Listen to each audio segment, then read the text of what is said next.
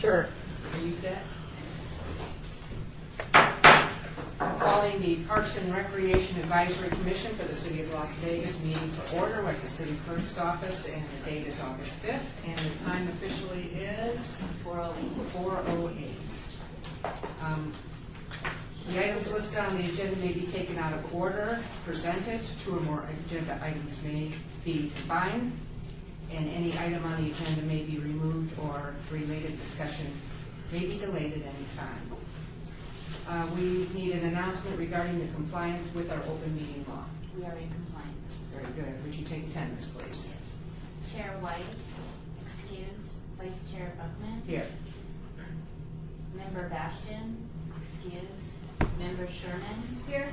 Member Lee. Here. Member Lopez. Here. Member Thomason. Here. Member Becker. Here. Member Tabor. Here. Member Thompson, excused. Member McCurdy. Here. Member Armenian, excused. Member Aker, excused. Member Teal, excused. And Member Vogler, excused. Thank you. Item 3 on the agenda is a public comment. During this portion of the agenda may be limited to matters on the agenda for action. If you wish to be heard, we ask that you give your name for the record, and the amount of discussion as well as the amount of time any single speaker is allowed may be limited. Do we have anybody that wishes to address the commission at this public forum? Seeing none, we'll move on to number 4, which is for possible action to approve by reference the final minutes of the regular meeting, May 6, 2014. I believe everybody has received their copy through the email. May I have a motion? I make the motion we approve the minutes as read per by email. Do I hear a support? Second. All those in favor say aye. Aye. Opposed? Any abstentions? And the motion carries. Number 5, for possible action, is a report from our detention and enforcement regarding issues at the city facilities and parks in all wards. Lieutenant, would you say your name on the record? Sure, Lieutenant Scott Barney. And do you have any report for us? Well, we've been seeing the same trend kind of as Metro's been seeing. Copper wire is back up again as prices rise. Not so much in the parks, but at some city facilities. Reed Whipple's air conditioning unit got hit pretty good over here on the boulevard. Oderberg's are back up again. 'Tis the season, I guess you can say it. A lot more people in the parks, especially at night. So again, we're reinforcing to the public to not get out of the car with your purse on your shoulder, turn around, put it back in your car, kind of advertising. Lock your car doors, don't leave your valuables in sight, park under lights. If you're going to the park or going to the facility, travel with people, don't travel alone, those type of things. That's really the big thing we're seeing. A lot of the problems we have in the park are social issues. We have the residentially and financially challenged people out there still. They're not going away. They're not necessarily breaking the laws, but they are a nuisance, and we're doing the best we can to guide them in the right direction. So if anybody has any questions for me, I'll be happy to take them and answer them. Go ahead. Ladies first. Lieutenant, Lieutenant Barney, I just want to compliment you guys. I live by Hunters Park, and I saw officers walking the park, and that was the first time I saw that. But that's what we need to see, and we want to see more of that. There's, of course, an issue with vagrants and folks that could be a possible nuisance, and so. But I'm glad to see that. I'm glad to see they are patrolling, and I just want to encourage them to please keep doing that. Before there was nothing. I mean, councilmen have met with people, and they say we want to have on foot patrols, and that's what I saw, and I'm really happy to see that. So keep it. It's good to hear. Yeah. Daphne, are you going to speak on this? Yeah, I'll have an update on Hunter's. A lot of good things are coming. I was actually out at the event last Saturday. I was hoping to see a little more residents out there. We saw a lot of transient types popping through and assessing the free stuff, but it was nice to hear from some folks that live in that area and give it some positive comments. Thank you. Go ahead. I remember the days when we had Nash Village, the homeless shelter, and we don't really have too many things left anymore for the homeless. When you say that you redirect them, how do you redirect them, and where do you redirect them to? Well, it's just not the shelter. Shade Tree is still open. Catholic Charities is still open. There's still a lot of places still open, but there's also a lot of services out there. Metro's help team that we work very well with, we ride with them on every Wednesday. They have the latest resources out there in the community. Some folks need just help getting an ID to get a job. Some people are looking just for bus fare to get back home, and they have a family member waiting to pick them up. That's kind of the requirement is, you want to get a bus ticket, that's great, there's resources, but who's going to receive you and take you in? We certainly don't want to send you to Los Angeles, and now Los Angeles has one more, although we get them all the time from other places. We're trying to play by the rules. Somebody just might need a work program or need to go to a place to dry out. There's so much out there if they're willing. If they're not, there's not much we can do for them other than tell them where they can go and they can spend the night. It is what it is. If they're going to stay on drugs and stay drinking, they're not going to get very much help. So Las Vegas has no wet shelters. The city has went to Arizona. I was one of them that went to see how they run their wet shelter. But there's a lot of private money that needs to come into play. And that's where the biggest issue is the private money is just not coming in to solve some of these issues. The government just can't do it well. Any other questions for Lieutenant Barney? Thank you very much for the reports, Thank you. and I guess we'll see you in a month or two. Okay? We'll move on to item 6, which is report for possible action from operations and maintenance regarding park improvements. I see Daphne's here. Would you say your name for the record? Good evening, everyone. Daphne LaGarza, Parks Maintenance Manager in Parks and Open Spaces. Could you maybe come up to the microphone? Yes, would you Move on. forward that mic? Is that the microphone? Perfect, okay. All right, I'll just give you a little update on maintenance and some of the things that we have going on. We implemented, as of June 1st of this year, we implemented some new maintenance standards and some tools that go along with them. I'd be happy to come in and present in more detail if you guys are interested. But in a nutshell, we've developed two tools based on our maintenance standards. And one is an inspection. They're all electronic tools. One is an inspection sheet that we're going to be doing monthly in all of our parks. And another one is a task hour tracking, how much time we spend on task in all of our parks. So we're really optimistic that these are going to be very helpful tools in kind of managing our resources and what we do and things like that, and creating efficiencies across Las Vegas and all of our parks. So just an FYI, we implemented as of June, and so we're starting to gather the data. We're going to be processing it, querying it, and producing reports and things like that shortly after we get enough data in there. And we're kind of excited about it. We're hoping to get a lot of good information and a lot of good feedback, and all of our employees seem to be on board and seem to be doing a really good job and diligent putting in the data. So we're just going to kind of see how that goes. And I can definitely keep you guys updated. And I'll give you some of the results as we start pulling information and looking at the information and, kind of querying some of the data. I'll try to keep you guys up to speed on that as we go along. But just wanted to let you know they're out there, they're new, and it's a great way for us to document all of our efforts and what we're doing in the parks maintenance-wise. A couple other things that are just going on in the parks in general. We're continuing to replace the synthetic fields at Kellogg's Air Park. We're finishing up the last 3 fields right now. They're being replaced, and then at that point, after that's completed, that'll be it for this season, and then they're going to start playing again, obviously. And then during the break, we're looking to replace the remaining fields out at Ed Fountain. Mike Morgan and Rafael Rivera will be the next synthetic fields to be replaced over the winter break. So that's kind of scheduled for synthetic replacement.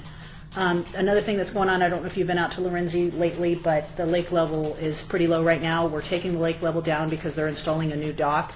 So right now they're starting the pond is low enough at this point that they're starting the construction of the new dock. They have a 45-day schedule. We're actually hoping that they get it in sooner than 45 days and we can start filling up the lake sooner than that. But as of now, they have a 45-day schedule to construct the dock, and then we can start filling the lake back up. So they're going to get the canoes or the boats?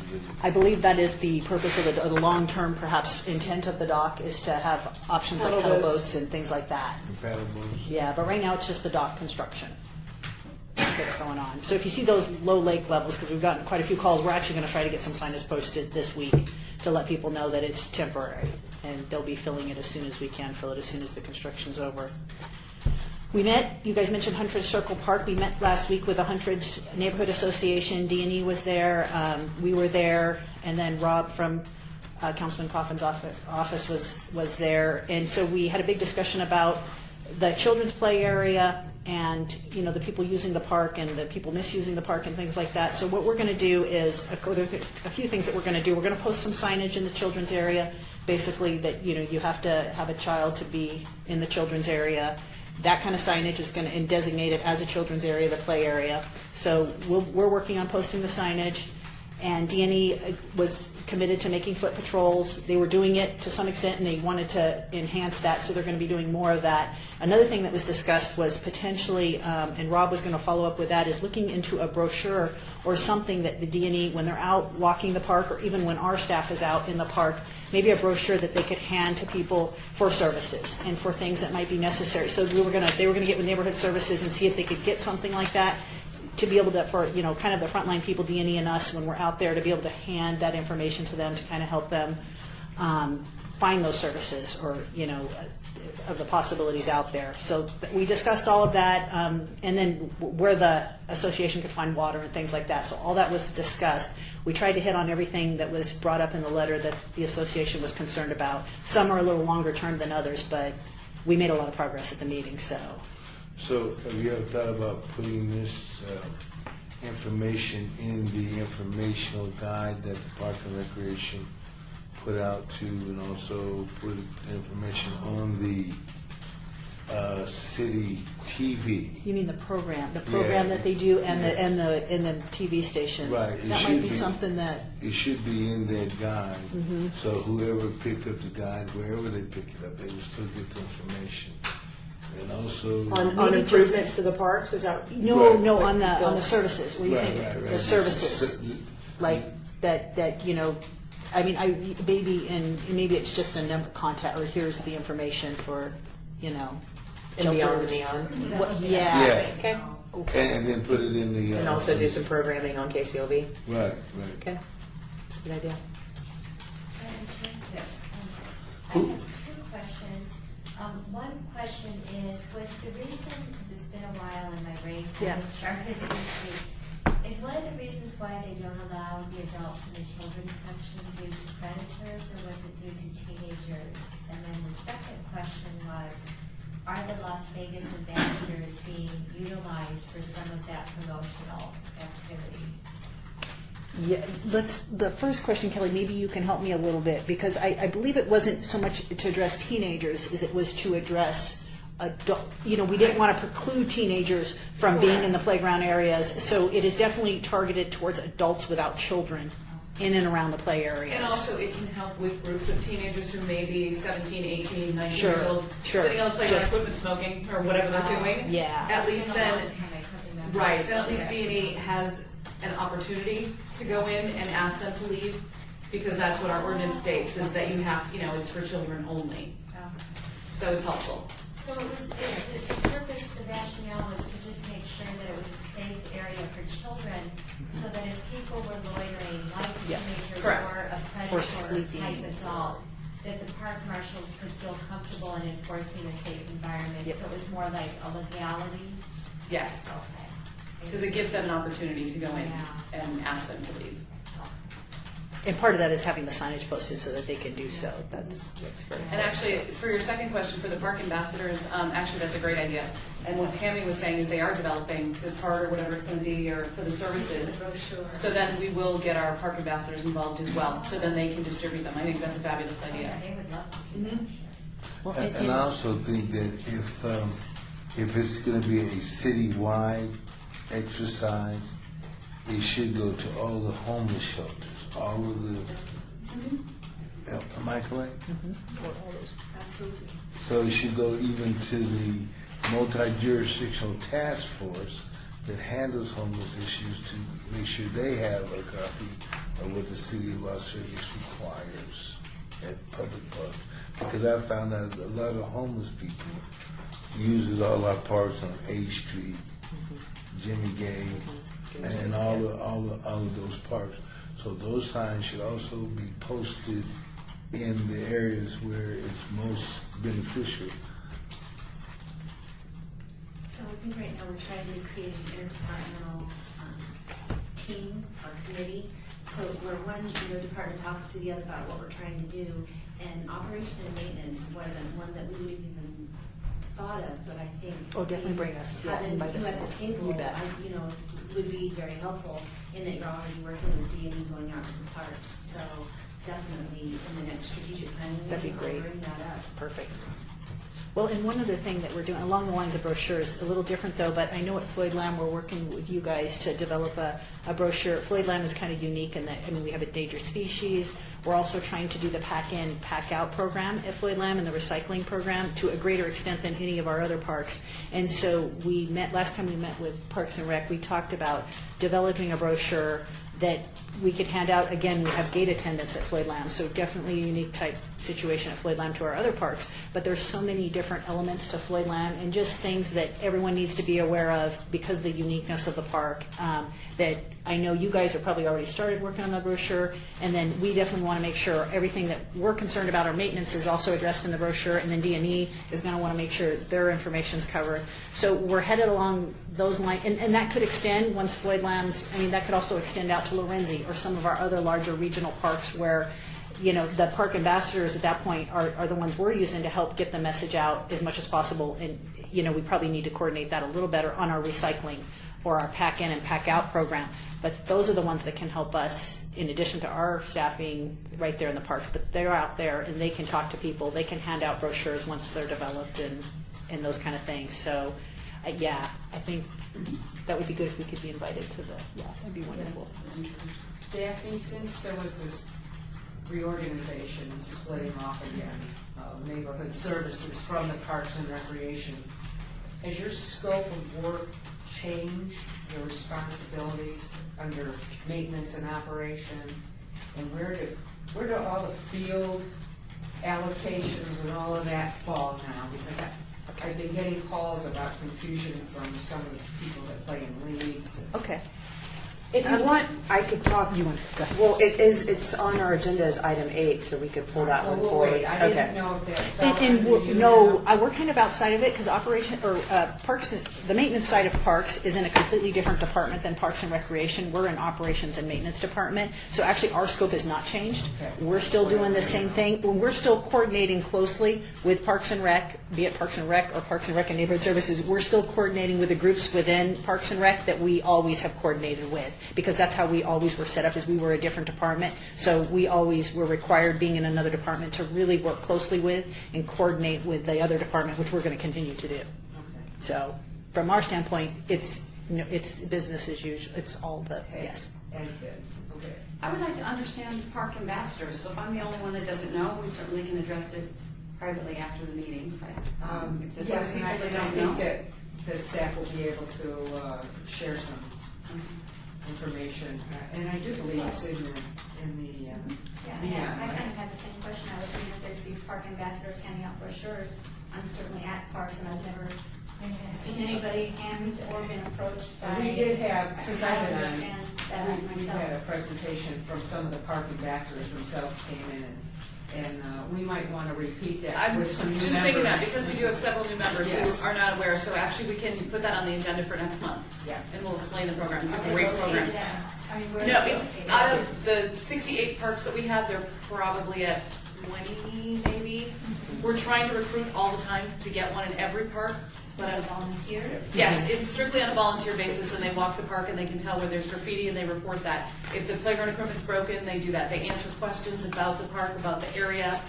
They can report any problems or anything. It's actually, and then they do a lot of other things within the community as well. Yeah. I had a question for Daphne. Back to Hunter's Park. I drove by there. There's a lot of construction going on there. It seemed real quick. I mean, they had a bunch of, I guess, earth mover type construction trucks in the park, and they were tearing a lot of the sod. And they closed the road, and they closed the lane around Circle Park. When was this? Oh, this afternoon. This afternoon. Okay, yeah, let me find out. I'm not sure. I don't think we're doing anything major in the park. I was surprised. I mean, you Yeah. did the park. Yeah, And so when I saw that they had torn out all this grass. Which end was it? The north end. Okay, thanks. Let me find out. I'm not sure. Any other questions for Daphne? How we, Oh, sorry. And you just email me. I will. Like this week. You bet. I think we can miss it. Yep. This might be more of a comment, but I remember when you were here at one of our meetings, I think it was over a year ago, and somebody had brought up that there was no ability to drive into the trailhead on Wallify in Charleston, and I just want to say you guys did a great job. There is and now. You did it so quickly, and it's really quite beautiful, and it's amazing how things happen. So anyway, thank you. You're welcome. It was the last time you were here. You're welcome. I don't know if I can take credit for that, but I'm glad it's done also. Yeah. Yeah, and they definitely did it quickly and very nicely. They did a nice job. Uh-huh. Yeah.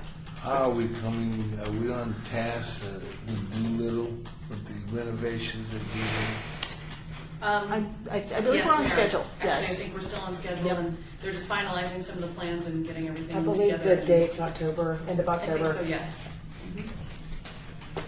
Thank you, Daphne. Thank you. See you in a month. Yes. Nice seeing you guys. Thank you. Thank you. Let's move to item 7, which is report for possible action regarding the Strong Cities, Strong Communities Challenge, and this is Paul Ward.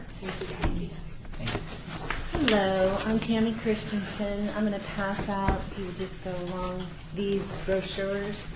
I was going to go by a presentation, but since I know this inside and out, I'm just going to speak to what the grant's about. I'm pretty excited about it, actually. I do grants administration for the city, and typically it's the entitlement grants we get every year. So I'm very excited to get the opportunity to work with something like the Strong Cities, Strong Communities Grant Challenge. Last August, the council approved a grant, a $1 million grant that's a White House initiative, and it's being administered through the Economic Development Administration. And the city of Las Vegas was one of 3 cities who received this grant. The other 2 were Hartford, Connecticut, and Greensboro, North Carolina. So with this money, what we get to do is, and what we've been doing, is doing outreach to get multidisciplinary teams to register and sign up to help us solve issues in one of 4 focus areas in the city. So the 4 focus areas are Cashman Center, the Medical District, any existing redevelopment area project, or a business park. So teams can sign up to help create solutions or submit proposals to help create economic development in these areas. And for that, in round 1, we're giving away $60,000 for the first prize, $30,000 for second place, and $10,000 for third place. And this is all unconditional. So the prize money, you can take and do whatever you want with it. No one has to be obligated beyond receiving the cash award.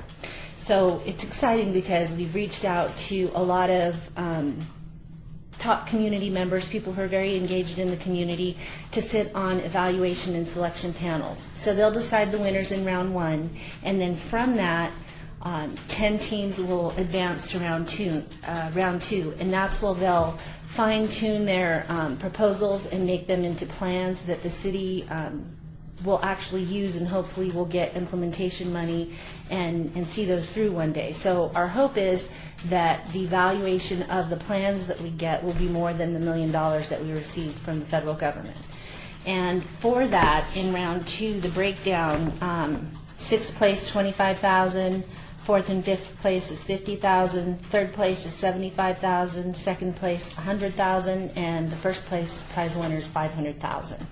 So it's exciting because our hope is that we've done a lot of outreach and work for this, just creating the committees that will, award the funds, and then also doing site walks out at Cashman and having presentations in front of like Nevada Bio or the Downtown Lowdown, trying to get our tech community as well as the medical community, universities. People from Brazil have registered for the competition.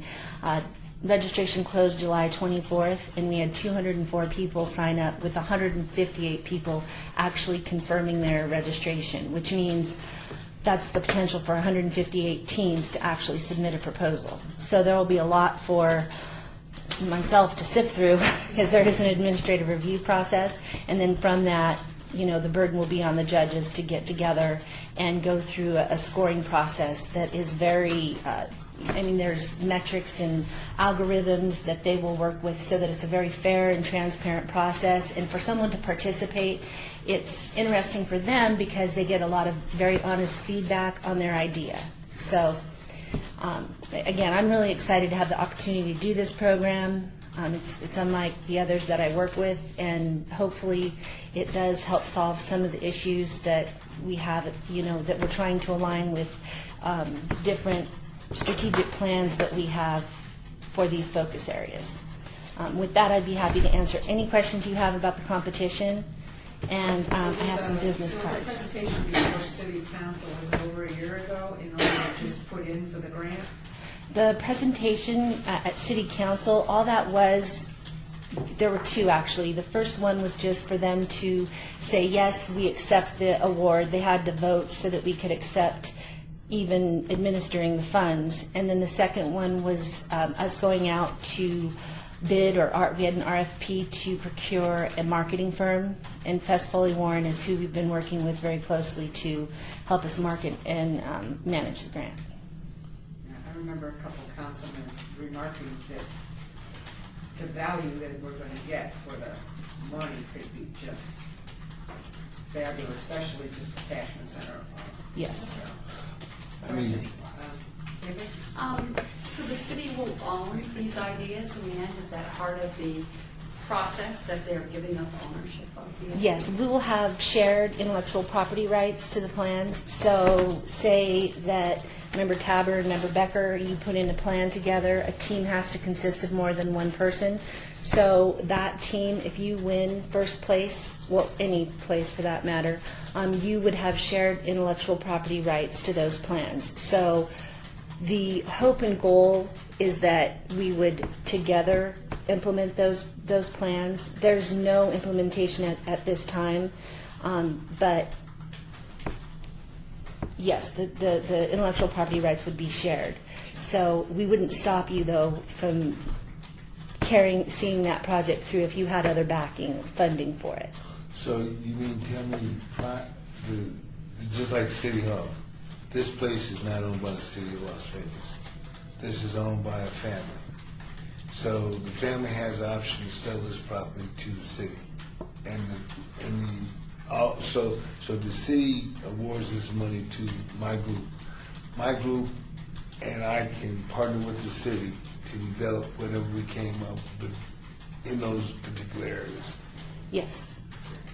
That's the hope, that we do partner and see a plan to fruition. We're going to go back to the EDA, and that's part of my job, is working with the other two cities to go after other federal funding to try and get some money to, even if it's to further develop plan or do feasibility studies, whatever the next phase to get some, we don't just want to have a bunch of plans sitting, and owning those, while we could actively be, pursuing a solution to create jobs.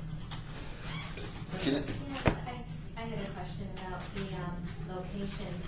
Is the Las Vegas Medical District around UOC and Valley Hospital, and where exactly are the three locations? So- It's obvious. The medical district, there is actually an adoption. They've adopted the boundaries for the medical district, and it's changed from the start of this competition till now, where they've allowed us actually to use the most recent. And John, I'm not sure if maybe you know what those exact boundaries are. The plan is on our website, but just in general, it goes from Sahara up to Valley View. I can't say to the north exactly what street it stops at, and then from I-15 west. So, and parts of it fall in the redevelopment area as well. But on the website, which I can pass out my cards, I think it's on the brochure, all the plans, the strategic plan for the redevelopment area, the regional plan that was adopted, the medical district, all of the maps. There are some presentations that we've done, and question and answer periods, a webinar on there. There's chats. It's I think it's a very interesting website, but I just could be kind of geeking out on it. Absolutely. Here, you can pass them around. Other questions? Can I ask you a question? This might be Absolutely. Let's take hypothetically the soccer field, the proposed downtown soccer field. Is that part of this? I think. I don't believe it falls in an area. I mean, someone, if they could be very creative with having it fall into the redevelopment area, but you know, I can't say one way or the other because I don't know what proposals will be submitted. But Is there the potential there? But I'm trying to say, I know for well, I'm going to check into myself because I know the downtown. I know the soccer group is going for enterprise. Okay, so that's in the Smith Center, that's in the redevelopment area. So I'm just trying to figure out in my mind.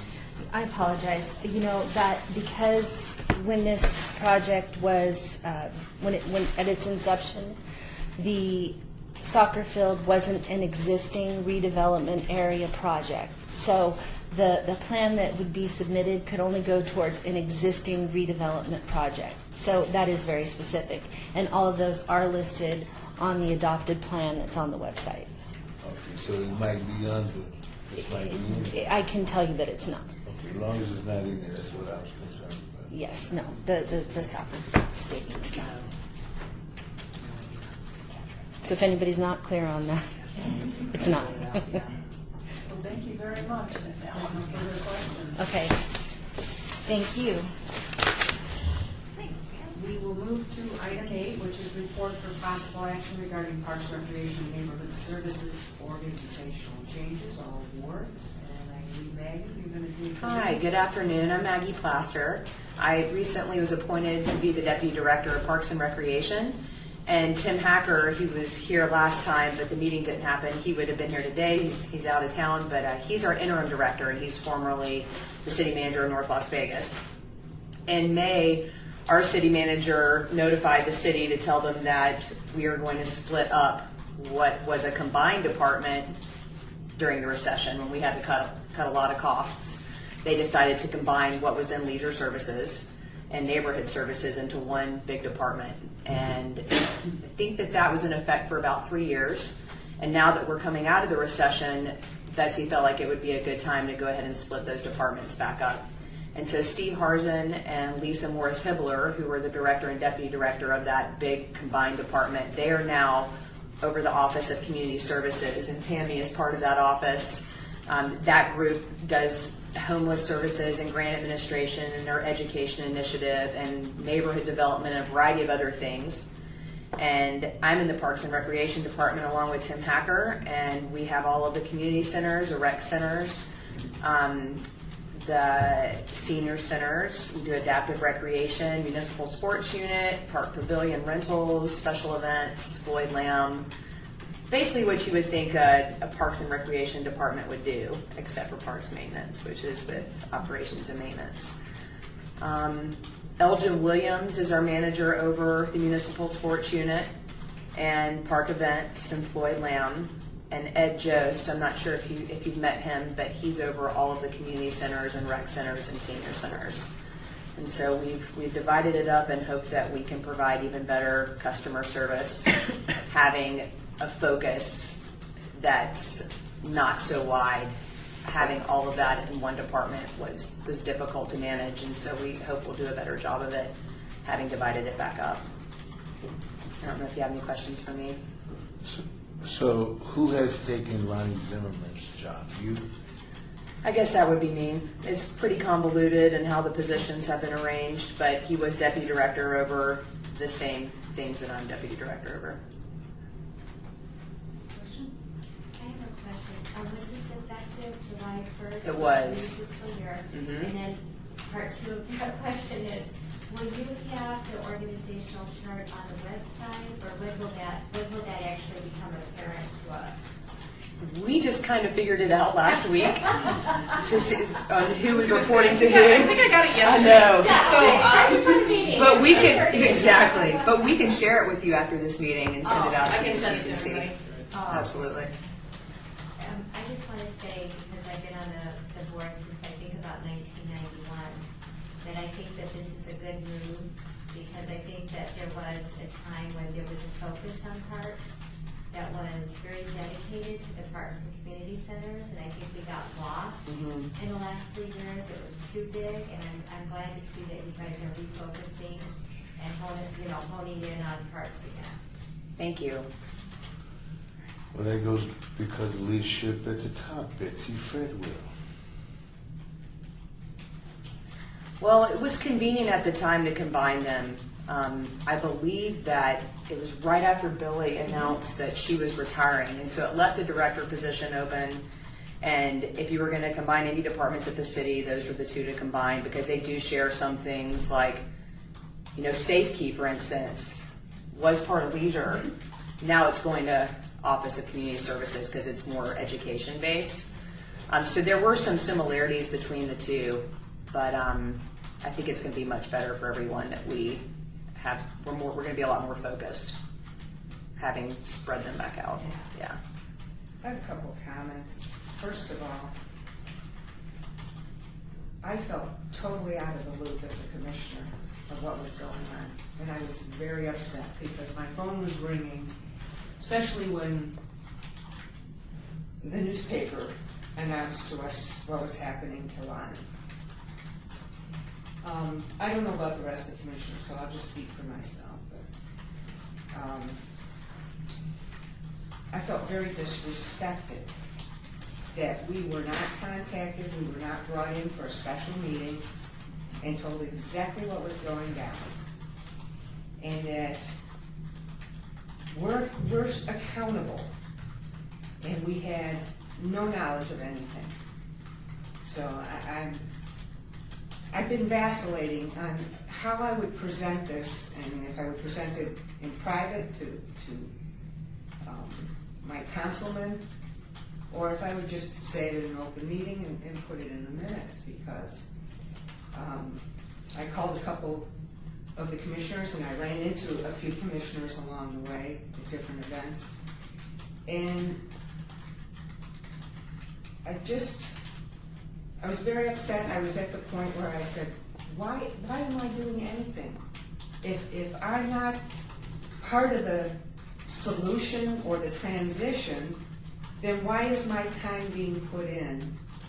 And maybe somebody else could do this better than I could. So I just want to put that on the record, that if I'm not going to be informed, then I'm not going to give my time. Because I try to be out there. I'm at Lorenzi every week. I'm at Kellogg Zaire every week. I'm at the Veterans Memorial Leisure Center every week. And I was being pounded with questions because people know my face and name. And what is going on over there? And how do we get fields now? And what is this with the prices? And some of the leagues went to this quote-unquote meeting and put in cards, and then they shut the meeting down on the 26th. I believe that was June 26th, because I was out of town at the time. And my phone, my message machine was just loaded with, what is going on?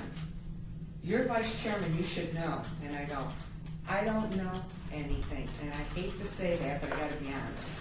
So I don't know if anybody else has a comment related to that, but I'm just telling you, I'm not going to give my time if I'm not in the loop. Can I apologize real quick before we... I just want to apologize for not having communicated with you guys. John might have something to say about the personnel aspect of it, which we could not communicate with you anyway. Right. But when it comes to organizational changes, I mean, of course we should have let this board know. And about the fees, and you're our first line, and I promise that we'll do a better job of communicating. Tim and I have been meeting with all the people working in the department. We've been going out to the centers and asking them what we could do a better job of. And I don't want to say anything about the previous administration, but one thing they've told us is that we could do a lot better job communicating, and that's with our employees. So we know that we can do better there, and we can certainly do better with this board. And so I commit to doing a better job the next time we have a major change, so that you're not left in the lurch. Well, I kind of have to agree, being on this advisory board, and I'm not very local, but when I found out as well about the fee increases, I thought our presence was to help give input from me representing our local league, or from the representation of the senior leagues. You know, hey, this may be coming up. What area of the city do you represent? What ward do you represent? How do you think this will impact your peers? That was never brought up here at all. And I just felt like the same. And what is an advisory board if we're not here to? And I know we have no legal things, but we're here because you want our input, or because we do represent the community. I felt we were totally waylaid by it, and once it was implemented, we couldn't even have any type of retaliation, or that's not the right word, but any feedback that would mean anything. I mean, the fees are already set. And there are other things that I noticed that as well with the board. You know, we're here, we have our time, we're pretty much told things that are happening. We're not really asked about our input. So that's mainly what I noticed. And if I could echo that, I mean, I understand some of it because we actually, from the former deputy director, I was given a reasonable explanation in that we couldn't discuss the fees openly at our board meetings because this is a public meeting and they hadn't presented it to city management yet. And that's not a good way to find out through the open meeting and then through maybe newspapers if somebody was so inclined to write about that. I understand that, but there's got to be some kind of middle ground, I think. Because there were opportunities that I think this board, given the vast experience and how long some people have been members, where we could have asked some questions that we're still not clear on, and been provided answers. Even if it was after the fact, we could have been really taken some, been proactive and had those discussions there, even before the presentation to a larger meeting like we did that particular day. Like I still have questions like such as, we don't necessarily need the answer today, but I'm real curious what the cost of parks and maintenance is on those fields that are being used. For instance, if there was no usage, like what's the baseline asset protection for the city, and how does that get factored in on the maintenance? I mean, there's a certain level we have to do regardless of whether people play or not. That's something I need to know, but that's something that we've never had an opportunity to discuss in this kind of a venue, which is where it should be. Okay. And I, Okay. Who's next? Well, I was just going to say, I mean, with the fee increases, I mean, I know these fees are already put in place, but the email I sent out not too long ago, I think a couple of months ago, I made mention that I think the board should be allowed to hold, I guess, a vote to just to put in the record in minutes of where we stand on the fee increase issue. I think you owe us that. I think we should go out and tell people, look, this is how I stood. This is how I voted on the matter. I know we don't make the final decision. I know we're not, Betsy Pratt, we're not the mayor, but we do have the authority to send our recommendations to the city council. And I think that the facts should be clear to us. I think we should be privy to what's going on, and we should be informed of everything. And I think that those votes should count. And I think that at some point we should hold one to let people know where we stand on the matters, regardless if it passes or not. Let them know where we stand, just for the record. Okay, thank you. And those of you who've been on the board know I do a lot on the record, especially when it came to park naming. I always had, Stacy, I'd always say, I want this on the record. But one of the things I think that I might recommend is, and I really feel the pain of people who felt that they were blindsided, because that's a really difficult position to be in, is that I think it's okay to send out an email to us and just say, due to the confidential nature of this discussion, we are not at liberty to discuss the issue. However, please be advised that the Review Journal might be reporting on a situation, blank, blank, blank, that might affect you. We will relay information when we can, when the time is appropriate. That way, at least we don't feel blindsided, and you're not really giving us any information. It's just like a courtesy, and that might just be something to consider in the future. Absolutely. That's an easy one to let you know beforehand. You know, I think I'll just echo what Maggie had to say about regarding personnel issues. Of course, we can't discuss, you know, anything in detail, but I agree, you know, a statement that XYZ employee will no longer be with the city effective this date is not confidential information. That's public record. And that could have easily gone on. I think I'll just echo, you know, Maggie's statement about, you know, increasing communications is the most important thing, and I think, you know, the new team is on it. Well, we believe we've heard the word transparency so many times from the guys at City Council, and we had nothing when it filtered down to us. Excuse me, what is your position? Deputy City Attorney. Okay, I got you. I wasn't sure. I was sitting in for Bob. I don't know if there's any other comments, but I appreciate that other people were as frustrated as I was. And, I think you have our input on that particular. Thank you for your item. input. Thank you. All right, we'll go on to number 9, which is report for possible action regarding fee increases for park rentals, facility rentals, and Floyd Lamb Park annual passes in all wards. I know, I feel like we're about to do exactly what you asked us not to do in that last discussion. As you guys probably know, the council has directed us to have a 50% cost recovery for the department. And now that we're 2 separate departments, it's going to be even more difficult for Parks and Recreation to get there because SafeKey was such a big cost recovery powerhouse. So this is our next phase of fee increases.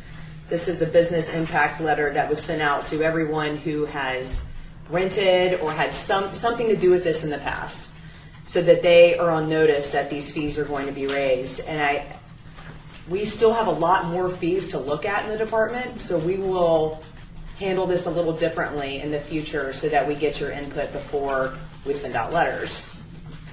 The first one is sports field lighting, and I'm sure you've all heard about this because it's been in the paper, and it was definitely a subject at that June 26th meeting. But starting September 1st, we'll be charging for field lighting. We haven't charged for it before. Other governmental entities in the valley charge for it. We pay about $17 an hour for lighting, and we'll be charging the leagues $10 an hour. And we told them, too, that as soon as they let us know they don't need to use those lights at that moment, we will do our best to turn the lights off so that they're not charged for any longer than they need to be charged. And we've communicated that a lot to the leagues. I think that everybody's aware that that's happening. With the Park Pavilion rental fee schedule, we're going from fees of $15 a day for the capacity of 0 to 20 to $15 an hour for a minimum of 2 hours. So people will be paying a little bit more there. With Floyd Lamb, the park passes have increased, but the gate fee of $6 is going to stay the same. With our special event fee schedule, it just shows you the capacity of the event. So if you come to Parks and Rec, and there are other groups at the city who do special events, but if you come to Parks and Rec and you're going to throw an event at one of our parks of 200 people, instead of paying $50 an hour, the fee will now be $100. And you can see the increase. It's incrementally depending on how large the event is. And on the back, it shows the different kinds of rooms we have at our community and rec centers. And so our multi-purpose room is going from 30 to 60 to 50 to 75. And our classrooms, 15 to 60 to 30 to 50. And you can see what the rest of those are. I think that our department's cost recovery right now is about 20%, including, that includes everything we've done in the past year. And Tim's goal for next year is 30%, with our ultimate goal being 50% by 2017. And so our next phase will include things like aquatics. We'll be looking at classes eventually and how those prices compare to the private sector and what's in the vicinity of our different centers. I'm trying to think about the other areas. We're also looking at seniors. And and basically all the fees that we charge in our department, we'll be reviewing them all and seeing what hasn't been affected in a long time and maybe what we have the capacity to increase. Can I ask you a question? Sure. Since you're looking at fees. The city of Las Vegas have two fee structures. They have a nonprofit structure and they also have a public for-profit structure.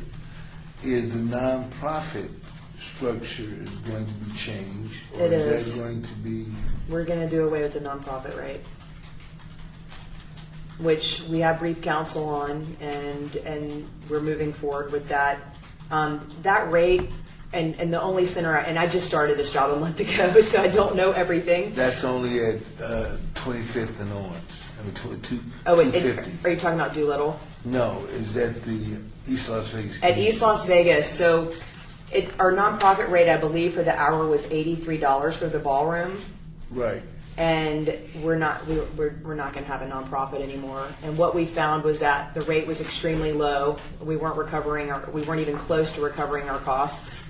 Those nonprofits who had come in there, a lot of times their events really weren't an event that was furthering their mission. Like you would have a nonprofit coming in using their nonprofit status, but they'd be throwing a bridal shower or a wedding. And we just felt like it didn't really match up with what a nonprofit would be doing. Sometimes they'd be doing fundraisers. A lot of times nonprofits would come in, they would tell us, we've just spent $10,000 in this event, but the city's not making any money on renting out the space. So we felt like we're going to go with one rate, and if they have a case where they feel like their fee should be waived, then they can talk to their council member. And there is a fee waiver process as well, so they can fill that out, and there's several requirements that they would have to meet, and then it would have to be approved by the city manager's office. Because what I know, for example, I used the East Las Vegas Community Center when I was with the Housing Authority. Okay. We did the Celebration of Aging there several times under the nonprofit. For other governmental entities, we still, that is something we look at when we waive fees. And also, I know the churches have used that. I know Nevada Church of God in Christ have used it in April of this year. So I think they need to relook at that of doing the way I think that for-profit nonprofits should be forced to pay. But nonprofits to benefit the quality of life of people should not be, hit. And I would personally talk to every council person about that because I just think it's unfair. And I have seen in the past, I've worked here. I worked for the city manager's office. I have been the city employee. I've worked in Parks and Recreation. I've been some everything here. So I'm saying, I'm looking at the fee structure here. I can understand the city recovering costs, and I really look at them recovering costs. But then there's some truly non-profits that are really non-profits of any hammer. Can you explain a little bit about a waiver process? Well, what would happen in those circumstances, and that's the perfect example, is they would come in, we would say we don't have the nonprofit rate anymore, here's your rate. They fill out this form, tell us exactly what the event is, what they are. They would have to provide, obviously, their 501c3 status, which, from what I understand, is kind of difficult in certain circumstances to confirm what type of nonprofit they are, because there are for-profits, like you said, that are nonprofits. Right. So once that's all determined, it's a pretty lengthy form that they're going to fill out because we're going to get a lot of information from it. It goes through our deputy director and then our director. They review it, then they pass it up to the city manager's office, and that's the final decision. So it's not saying that we're never going to stop waiving fees. We always do because there's always a good reason for it, but there needs to be significant reasons to do it. I have seen if certain people want something done, it's going to happen. I've seen that happen, and I know it happens. If certain people don't want to... If certain people want certain things done, it's going to happen. Well, as far as our department, we can only do what we can do and what we've been directed to do. That's what I'm saying. I'm saying that if it's directed by council, the waiver could take place, or by the manager, because Las Vegas is a city manager and government. So that's why it's better for us, because it's their decision. Yes. I have a question. On the park pavilion rental fee schedule, now that it's going to hour as opposed to day, are there time increments set up? Like, is there a time increment from this time to this time? Or how do you, like, what if somebody wanted to do like a birthday party at lunchtime and somebody else wanted to do a birthday party at dinner? How's that working? I'm always going to exactly because we were kind of debating that whether initially what we discussed is there may only be one rental in that day because Daphne does not have staff that can go out To and get clean it in clean. between. So I mean the morning rental could trash the pavilion, but then you don't want your children's birthday party. So we were still debating on how that's going to work. So for the time being, until we can figure out a solution, and maybe it won't be, there will be one rental a day. So even if it's a 2-hour rental, they'll be there for 2 hours, and then that will be open the rest of the day. But then that pavilion also then becomes a first come, first served basis. So somebody can come in there and use it if they'd like and nobody else has a reservation. Do they have to vacate after that? I mean, do they have to physically leave after that 2 hours, and who would enforce those? That's the problem. We're asking them, to be honest. And yes, if you're going to use it for 2 hours or 3 hours, yes, you would leave then. But we don't have the manpower, neither does Daphne's crew or D&E, to go in and say you must leave because your reservation is over. Well, Part two of that question is, part two, I have a lot of part two. You do. Are you going to have a minimum of how many hours? Like, when you say 75 an hour for, let's say, 102 people, are you going to say like 2 hours? It is a 2-hour minimum, correct. Mm-hmm. Just for the park pavilions. Yes. Yeah. Yes, Commissioner? I think that in that case, because I do know for a fact, last week, I know this group rented a facility, park. I was there. They rented for so many hours, but then they were there past that time. I think maybe the city needs to re-look at that one more time, to look at the possibility of either increasing the hours, minimal hours, or just go back to the daily rental. Because if you're going to leave the park empty the rest of the day, it's not bringing in revenue. Well, as of last week, this hasn't been put into effect yet. But I'm just saying. So they paid however many people were. Let's say 100 people were there. They paid $100 just for the entire day. That's what I'm saying. But now what they're going And to that pay was though, okay. would be twice as much. That's what I'm saying. Just for a 2-hour rental though. So we're actually gaining more revenue by doing the 2-hour rental and still having them there all day than we were by doing it just as a daily rental. But see, my philosophy, and that's usually why I say maintenance, and you guys maybe need to look at something. You could rent those city facilities and make more money and be cost effective for the entity by maybe having one person on a roving basis to Enforcing. manage, I'm using the word manage, Okay. time of usage of facility, and that way you could probably, you know what I'm saying, still be having it all day open, and you said the whole issue is to raise money. You get what I'm saying? Does that make sense? Okay. Yeah, we have looked into that, and that's just something that we have 23 parks that have reservable pavilions. We have 75 pavilions that are reservable. Right. So if on any given Saturday in the morning we have 75 going, which we could, we've been booked before, and say it's a 2-hour rental, then we have afternoon rentals. I don't know how many people it's going to take for Daphne's crew to go out then, and D&E to make sure that people are out from the beginning. And then Daphne's crew's got to get out there. They probably have to spray it down because there's trash everywhere. They got to clean it all up. What we would be losing in manpower and hours, how much we would have to pay a team of people to go out and just monitor all that is pretty expensive. Well, So I think that's where our struggle is that we just don't have the manpower to do that. Well, then basically, if you don't have the manpower to do it, only thing, like you said, just raise the fees and be done with it, and just let people stay there all day.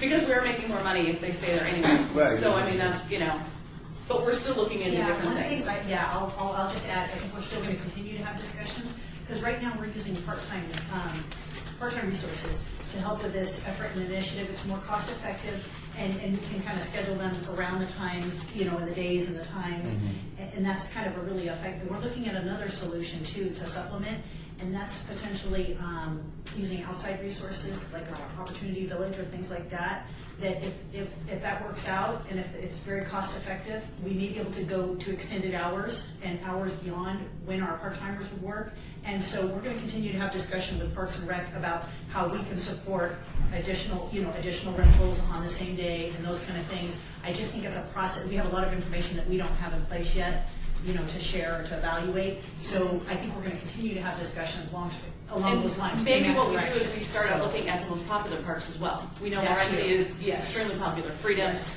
JC, so maybe, Prioritize you know, we those. look at our regional parks and we start it that way, so at least we know that Daphne, maybe it's one in each ward or whatever it would be, where we could do multiple. Where Daphne's guys only have to be in one park then in that day, where they could clean 5 pavilions and it's not that big of a deal. So Right, we're right. looking at solutions. That's good. Because obviously our ultimate goal Because, is to raise because revenue. because I know there are a lot of people like using one particular park. Like one group will use it from 9 to 12, and then another group can use it 3 to Absolutely. 8 or whatever. But I'm just saying that I've heard people come to me and say, "I can't get this park," and they're not using it. Right. You know what I'm saying? Yeah, and another thing to consider is it's seasonal. You know, we may only want to do it spring, fall, and summer. You Right. know what I mean? Or at certain times of year, we're not going to want to maybe do it in the winter because there's no heat. Right. So yeah, I think it's balancing all that. We're going to continue to talk and work through that. So. And we don't want you to have a picnic in a dirty pavilion that has trash all over it. I mean, nobody's going to want that, and we're going to end up refunding your fees anyway. So Right. we want to do what's best for our customers besides doing what's best for the city. Any other questions? Can you take alcohol to work? If you have a pavilion rental, and you must keep it under the pavilion. And also, you must have park marshals, No, according to what I read. no, not at all. Unless you're having a major special event that has over a certain threshold of people. But if you have a picnic that has 50 people and you have alcohol, you do not have to have a park marshal. No, that's only at East Los Angeles. That would be in a community center, and that's completely different. Any other questions for Maggie or for Kelly or for Daphne? Thank goodness for Kelly. Or maybe Tammy? Then we will move on to item 10, which is citizen participation. Public comment during this portion of the agenda must be limited to matters within the jurisdiction of the commission. No subject may be acted upon by the commission unless that subject is on the agenda and is scheduled for action. If you wish to be heard, give your name for the record. The amount of discussion on any single subject, as well as the amount of time of any single speaker is allowed, may be limited. Do we have anybody that wishes to address the commission during the second public forum? Seeing none? Any citizen participation from any of the commissioners at this time? As a general rule, though, I might bring up just my suggestion that we have an email, is that we address, put on the agenda for next time, that we have an opportunity to talk about having like a 24-hour commitment period before a meeting to make sure that we have a quorum prior to, because we didn't even know until like 10 o'clock today whether or not we need to meet today. I think at least 24 hours would be an acceptable range. If we could discuss that at the next meeting, I'd appreciate it. We'll put that on the agenda. Yes. And you're also putting on about the park ambassadors? Yes, we will have a presentation from Park Ambassador. Any other agenda items people would like on? Just a comment, I did want to, initially when I walked in, even though I was late again today, apologize for not attending last time. I was on vacation and then I got wrapped up in a fireworks cruise and I very much spaced the meeting, so I do apologize for not letting you meet a quorum last time, so that's all. And I really want to excuse because I had every intention of being here, but I got it broke down and I couldn't get back. So I just couldn't get here because I was broke down. Well, thank you, everybody, and we are adjourned. Thank you.